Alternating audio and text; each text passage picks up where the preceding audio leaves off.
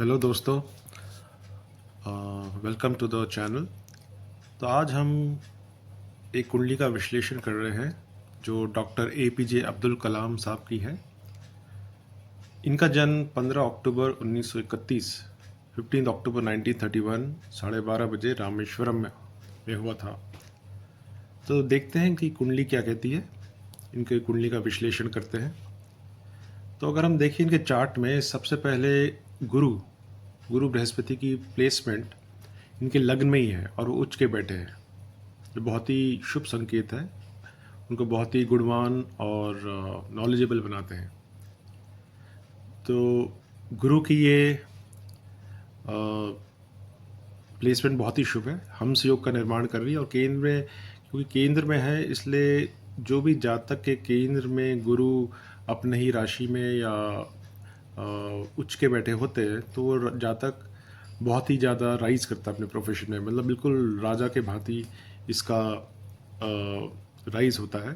तो वही हम देखते हैं, डॉक्टर APJ अब्दुल कलाम जी भारत के राष्ट्रपति बने, मतलब सबसे ऊंची एक पोस्ट जो सरकारी होती है वहाँ पे वो विराजमान हुए। तो ये जुपिटर और के उच्च के होने के कारण ही ये पॉसिबल हुआ है।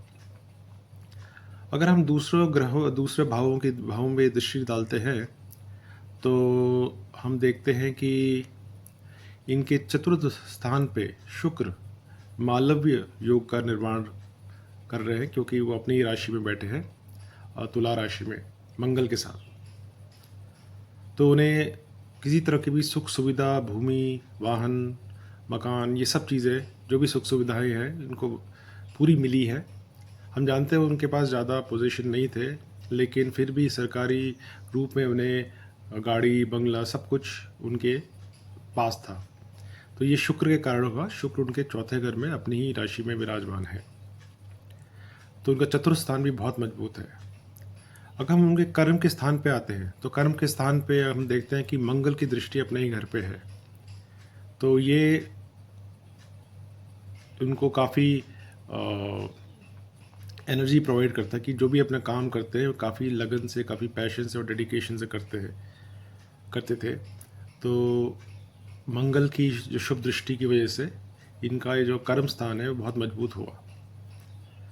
और अगर हम उनके बाकी भावों पे नज़र डालते हैं तो हम देखते हैं कि चंद्र उनका नीच ज़रूर है पंचम स्थान में, तो लेकिन गुरु की पांचवी दृष्टि भी इस पे पड़ रही है जो कि काफ़ी शुभ है। तो एक तरह से नीच भंग हम कैसे नीच भंग राजयोग का निर्माण हो रहा है। तो ये बहुत ही सुंदर योग है, लेकिन हम इसको राजयोग भी नहीं कहेंगे क्योंकि राहु की भी नवी दृष्टि पड़ रही है, तो एक तरह से ग्रहण भी बन रहा है। तो जो दुष्प्रभाव थे चंद्र के नीच होने के वो गुरु की दृष्टि से कम ज़रूर हुए, लेकिन हम ये नहीं कह सकते कि वो 100% ख़त्म हो गए। लेकिन एक तरह से नीच भंग राजयोग का निर्माण तो हुआ ही है। और लेकिन राहु की वजह से अगर हम देखें तो ग्रहण दोष भी है वहाँ पे, तो उनकी कोई संतान नहीं थी, क्योंकि पंचम स्थान जो होता है वो संतान सुख का भी होता है। तो हम जानते हैं कि कोई वो आजीवन अविवाहित रहे और उनकी कोई संतान भी नहीं थी। तो अगर हम उनके बाकी भावों पर दृष्टि डालें तो उनका जो सप्तम स्थान था जो विवाह का, वो आजीवन अविवाहित रहे। तो वहाँ पे हम देखें तो गुरु की नीच की दृष्टि जरूर पड़ रही है वहाँ पे, और केतु की पंचम दृष्टि। तो इन कारणों की वजह से वो आजीवन अविवाहित रहे, तो ये हमें देखने में आ रहा है।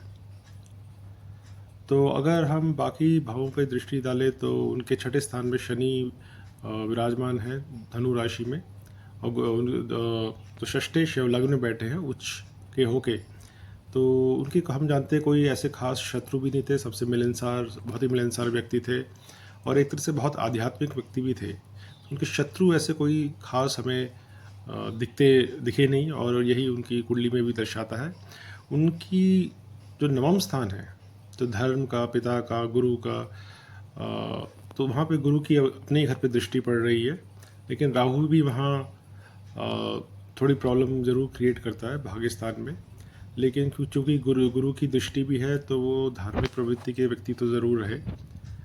तो ये दर्शाता है कि गुरु ने इनको बहुत सपोर्ट किया है, बृहस्पति ग्रह ने। लग्न में ही होके बैठे तो बहुत ही नॉलेजेबल और गुणवान व्यक्ति थे। और ओवरऑल अगर हम इस कुंडली का विश्लेषण करें तो कौन कौन सी चीज़ें हमें नज़र आती हैं।